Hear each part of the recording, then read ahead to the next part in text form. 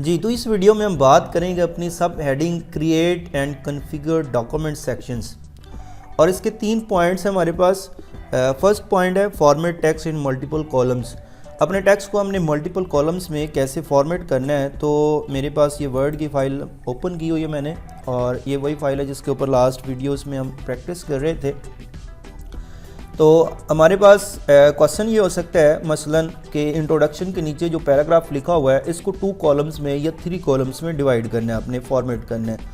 तो जितने भी कॉलम्स में आपने जिस भी टेक्स्ट को फॉर्मेट करना हो उसे पहले हमने सेलेक्ट करना है, और उसके बाद लेआउट में चले जाना है। होम टैब के बाद इंसर्ट, डिज़ाइन, और नेक्स्ट हमारे पास क्या है जी, लेआउट।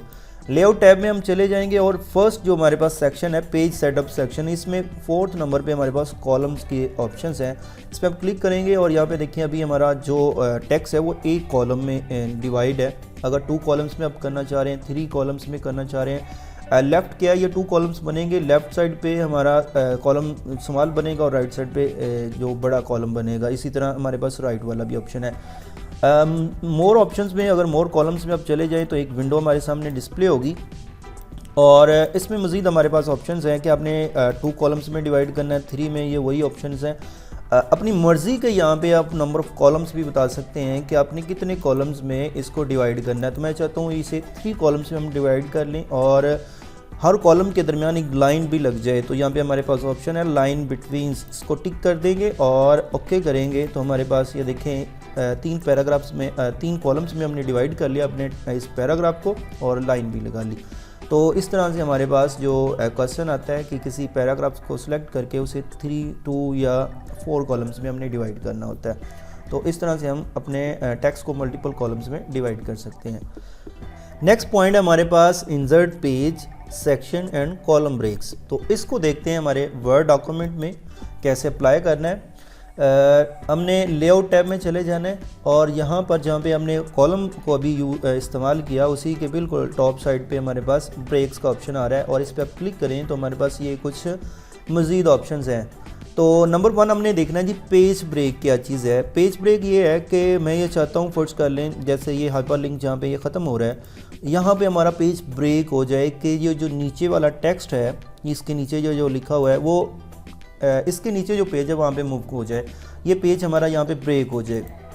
तो इसके लिए हम पेज ब्रेक का इस्तेमाल करते हैं, और लेआउट में जाएंगे और फर्स्ट ही हमारे पास क्या है पेज, इस पर आप क्लिक करेंगे तो ये देखिएगा ये टेक्स्ट जो है यहाँ से नीचे वाला हमारा जो पेज है वो खाली हो गया और वो नीचे मूव कर गया। तो इसे हम पेज ब्रेक कहते हैं। तो पेज ब्रेक का भी हमारे पास क्वेश्चन आता है कि फ़लाँ हेडिंग के नीचे जो टेक्स्ट है उसको नए पेज पे आपने मूव करवाना है। नेक्स्ट हमारे पास इसी में है कॉलम ब्रेक क्या चीज़ है। कॉलम ब्रेक हमारे पास मैं एक न्यू डॉक्यूमेंट बना लेता हूँ और कॉलम ब्रेक को देखते हैं कॉलम ब्रेक क्या चीज़ है। लेआउट में चले जाते हैं और यहाँ से मैंने 2 कॉलम्स फर्ज कर लें अपने डॉक्यूमेंट के बनाने हैं। मैं यहाँ से मोर कॉलम्स में चले जाता हूँ और 2 पे हम क्लिक करते हैं और यहाँ पे हम लाइन भी लगा लेते हैं और ओके में हम कर लेते हैं। यहाँ पे देखें हम कोई भी टेक्स्ट जो है अपने इस सॉफ्टवेयर से लिखवा लेते हैं। तो रैंडम फंक्शन का आपको पता होगा कि इसके ज़रिए हम रैंडम जो है वो टेक्स्ट लिखवा लेते हैं। ये देखिए मैंने एंटर प्रेस किया, ये 2 पैराग्राफ्स उसने मुझे लिख के दिए, और ये हमारा जो पेज है वो 2 कॉलम्स में डिवाइड है, एक कॉलम में हमारा डाटा आ रहा है।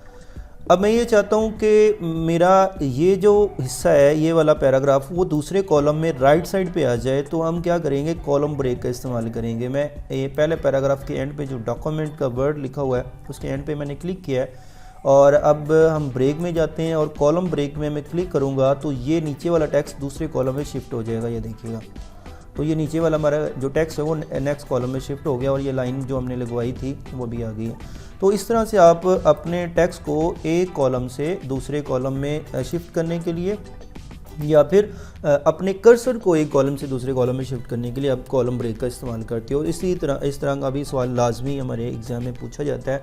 कुछ कॉलम से लिखे होते हैं और वो कहता है फ़लाँ टेक्स्ट को आपने नेक्स्ट कॉलम में शिफ्ट करना है, तो आप कॉलम ब्रेक का इस्तेमाल करते हो। नेक्स्ट हमारे पास कॉलम ब्रेक के बाद है टेक्स्ट रैपिंग। अब टेक्स्ट रैपिंग क्या चीज़ है, मसलन पहली फ़ाइल में ही हम जाते हैं दोबारा वापस, और ये फ़ाइल थी हमारे पास, और इसको थोड़ा और हम जूम इन कर लेते हैं। अब आपको पैराग्राफ्स का पता है कि जब हम अपने इस डॉक्यूमेंट के अंदर वर्ड के अंदर एंटर प्रेस करते हैं तो नेक्स्ट जो पहला पैराग्राफ होता है वो ख़त्म हो जाता है। अब फ़र्ज़ कर लें मैं ये चाहता हूँ कि ये थर्ड लाइन में जो स्टूडेंट्स से स्टार्ट हो रहा है एक सेंटेंस, ये नीचे वाली लाइन पे शिफ्ट हो जाए और ये सामने वाला हिस्सा जो लाइन का है वो खाली हो जाए। तो उसके लिए क्या है, एक तरीका तो ये है कि मैं एंटर प्रेस करूँगा तो ये ऊपर वाला पैराग्राफ भी ख़त्म हो जाएगा और ये नीचे वाला पैराग्राफ स्टूडेंट से स्टार्ट हो रहा है। तो मैं ये नहीं चाहता, मैं इसको अनडू कर लेता हूँ एक्शन को। मैं ये चाहता हूँ कि ये पैराग्राफ ख़त्म भी ना हो और ये टेक्स्ट नीचे भी मूव कर जाए। तो उसके लिए हम टेक्स्ट रैपिंग का इस्तेमाल करते हैं। या हम ब्रेक में अब जाएंगे और इस टेक्स्ट रैपिंग पे क्लिक करेंगे तो ये देखें हमारे पास वो लाइन जो वो सेंटेंस जो वो नीचे मूव हो गया। तो इस तरह से हम एक्चुअली किसी लाइन को नहीं नीचे शिफ्ट करने के लिए किसी टेक्स्ट को हम टेक्स्ट रैपिंग का इस्तेमाल करते हैं। और ये ऑब्जेक्ट्स के कुछ जब आपने पिक्चर्स या कोई डायग्राम्स वगैरह या कोई सिंबल्स लगाए होते हैं तो उनके साथ भी इसको मोस्टली यूज़ किया जाता है। अच्छा, ब्रेक्स में नेक्स्ट हमारे पास है सेक्शन ब्रेक्स। अब सेक्शन ब्रेक क्या चीज़ है, पहले हमें सेक्शन का पता होना चाहिए कि जब हम अपना डॉक्यूमेंट बनाते हैं तो उसमें अपने डॉक्यूमेंट के मल्टीपल सेक्शंस बना लेते हैं ताकि हर सेक्शन की हम अलग फॉर्मेटिंग कर सकें। मसलन अभी मैं अगर बॉर्डर अप्लाई करता हूँ तो वो पूरे सारे पेजेस के ऊपर अप्लाई हो सकता है। मसलन मैं डिज़ाइन में जाता हूँ और बॉर्डर लगाना है, अगर मैंने पेज बॉर्डर पे क्लिक करता हूँ और यहाँ से बॉक्स बॉर्डर को सिलेक्ट करते हैं हम और यहाँ से जो कलर है वो हम ले लेते हैं ये वाला और ओके करता हूँ मैं। तो ये देखें तमाम जितने भी पेजेस हैं उनके ऊपर ये बॉर्डर लग गया। मैं ये चाहता हूँ कि सिर्फ पहले पेज के ऊपर ही मैं कोई बॉर्डर फॉर्मेटिंग सारी अप्लाई कर सकूँ, वो सारे पेजेस पे अप्लाई ना हो। तो उसके लिए हमें इसको डिफरेंट सेक्शंस में डिवाइड करना पड़ेगा अपने इस टेक्स्ट को, इस पेजेस को। तो मैं ये चाहता हूँ पहला जो हमारा पेज है वो एक सेक्शन बन जाए। तो उसके लिए मैं क्या करूँगा, आप बिल्कुल एंड पे जाएंगे और या फिर इस पेज अगले पेज के स्टार्ट पे आप क्लिक कर देंगे और लेआउट में जाने के बाद ब्रेक पे क्लिक करेंगे और यहाँ से नेक्स्ट पेज को हम क्लिक कर देंगे। तो पहला जो पेज है वो अलग अब बन गया है ये हमारे पास सेक्शन, और नेक्स्ट जो है हमारे पास अलग पेज बन गया। अभी हम इसको देख भी लेते हैं।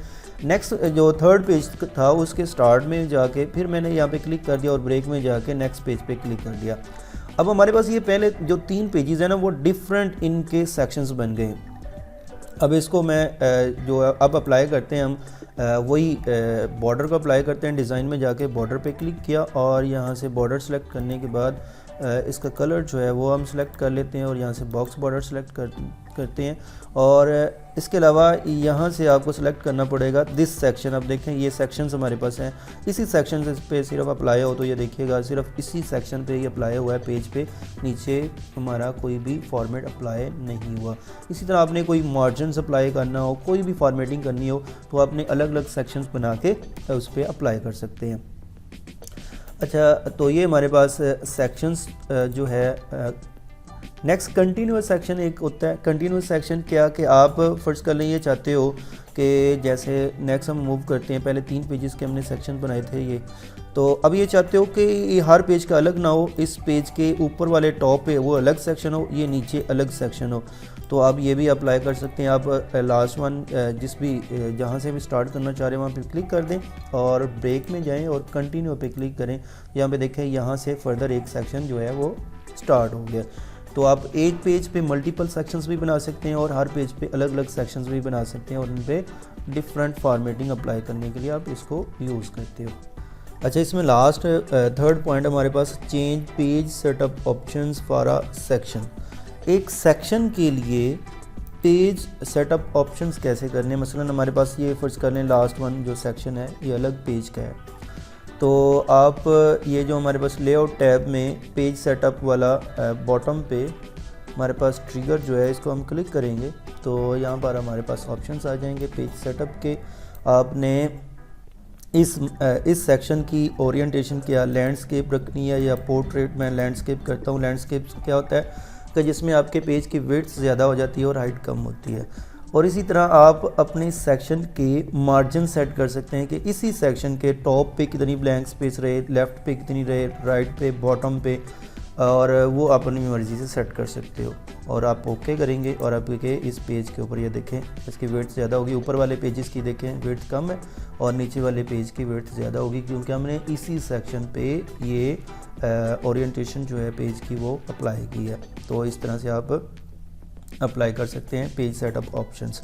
तो ये जो अभी हमने पॉइंट्स डिस्कस किए हैं इनकी आपने अच्छे से प्रैक्टिस करनी है और नेक्स्ट वीडियो में हम नई हेडिंग के ऊपर बात करेंगे।